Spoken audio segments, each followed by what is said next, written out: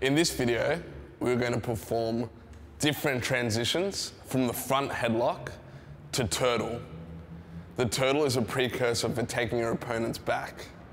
You often end in front headlock off a failed shot attempt from your opponent where you will sprawl, or snapping them down from a clinching position. The front headlock is a dominant position, but often people pass wrong to the back and leave their legs exposed for a takedown. Today we'll show you 3 variations to show you how to take the back, keeping your lower body safe and the person or CXT on the bottom in danger. We're now going to work through 3 transitions from the front headlock position into turtle. A common element across all 3 transitions will be my weight is situated on the top third of the CXT over the arms and the head. This is to neutralize the use of a live opponent's upper body. If not performed correctly, this opens you up for takedowns or reversals. I start in my front headlock position, cupping the head and the arm. In the first transition, my far knee will be placed behind the CXT's arm. Before doing this, I'm going to tuck the arm close to me. I put my knee behind. After I've marked the arm with my knee, I can let go. I reach for the hip and perform a switch.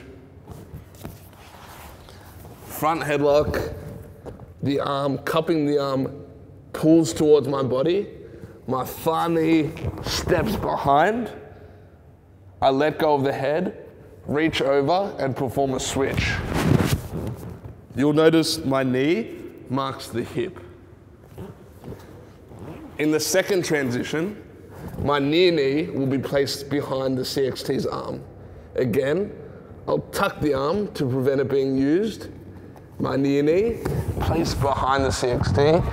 I can now let go of the arm to reach, switch, and shuffle down to mark the hip. My near knee is placed behind the CXT's arm. I switch, and I make sure I shuffle down to the hip. Staying too high is not good for your weight distribution.